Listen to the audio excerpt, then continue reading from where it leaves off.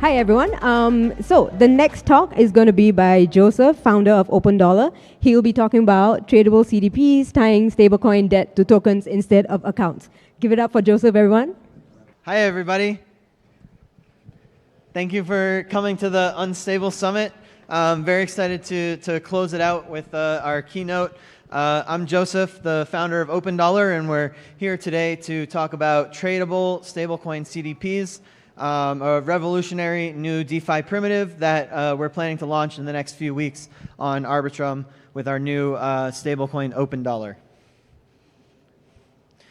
So just a little bit about me. I'm Joseph. I have been a Solidity developer for the last 7 years or so. Slightly more than 1% of all Ethereum transactions use smart contracts that I've written, and I've contributed to OpenSea, Gitcoin, Consensus, and several others. You can follow me at Cup of Joseph on Twitter, Farcaster, Lens, or what have you. So this talk is really about stablecoin safety and stablecoin flexibility. And if we get into all the different types of stablecoins that are out there, this is a screenshot from bluechip.org, which is a new stablecoin rating agency.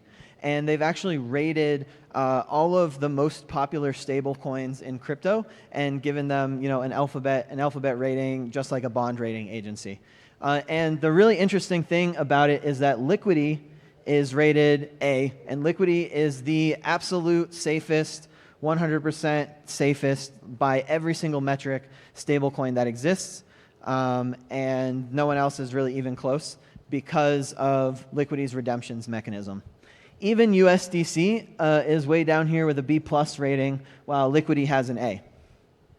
Right? So what's up with that? What's actually happening?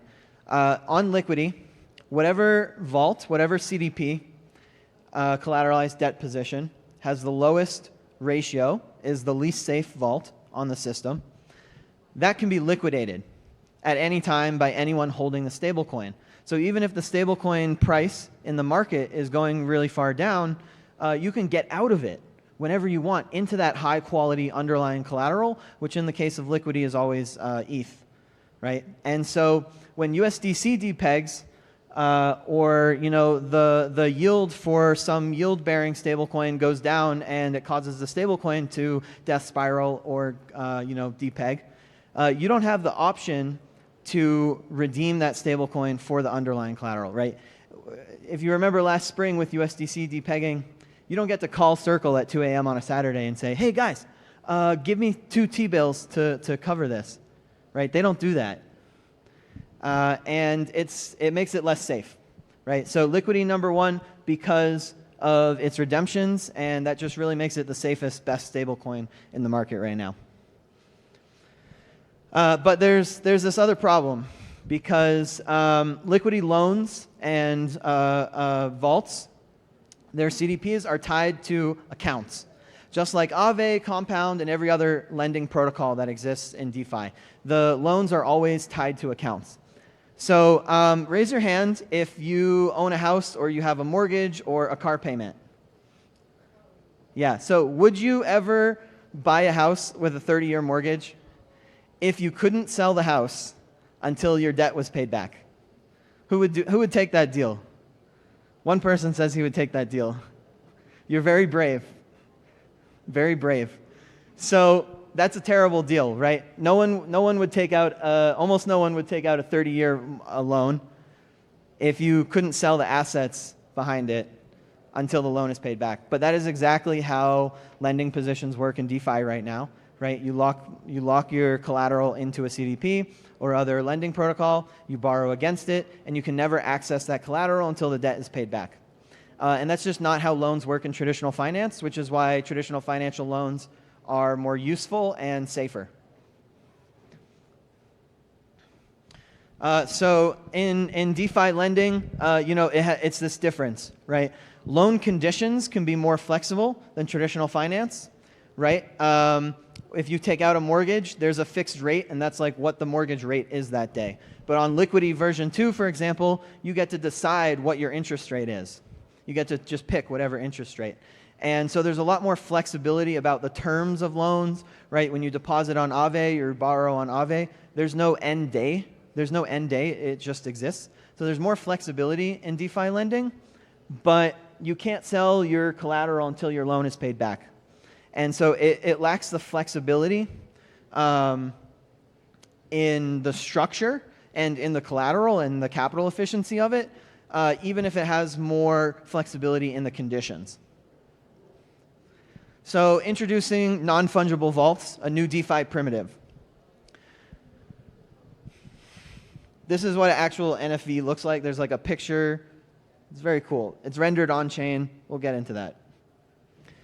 So NFV stands for non-fungible vault, right? And this is something that OpenDollar is going to be the first to bring to market. I expect other stablecoins to add it shortly. But this idea of you have this vault that you've created, you have this debt position that you've created, and it has some certain amount of collateral inside of it, and it has some certain amount of debt minted against it. And that entire position is stored as a non-fungible token, right? It's stored as a 721, which means that it can be traded in a secondary loan marketplace, the first secondary loan marketplace in DeFi. And it also means that you can sell that entire asset and you can get out of a leveraged position or out of a lending position in DeFi without ever having to pay back the debt, because you can sell the entire position to someone else. So this unlocks a lot of really cool experiences. Well, let's go back.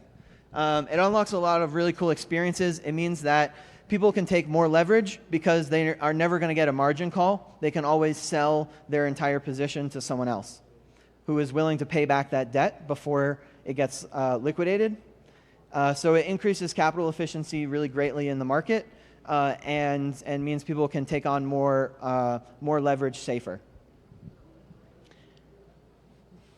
So there's a few considerations that I think are related to kind of security. We want to, when we're designing NFVs, we want to design it in such a way that these can be traded safely, which means that there's no front running. If you buy it on a marketplace, you want to make sure that no one else can front run your buying offer and remove all the collateral or mint extra debt against that position, right? And so there's some extra security considerations that we need to take into account when we're trading these types of these new types of NFVs. I think one of the benefits of making it a 721 and making the NFVs kind of use existing infrastructure means a lot of the trading marketplaces, the analytics on NFTs, and all this kind of existing infra that has been built in the last 2 or 3 years around NFTs. The market can take advantage of that. I think there's been a lot of promise over the last several years about NFT-Fi and being able to use NFTs in DeFi. And personally, I don't think that comes from, or I don't think the end game of that is borrowing money against monkey pictures. I think it's saving data and using NFTs, which is a really great way to store data, and creating non-fungible marketplaces for loans with them and other types of assets.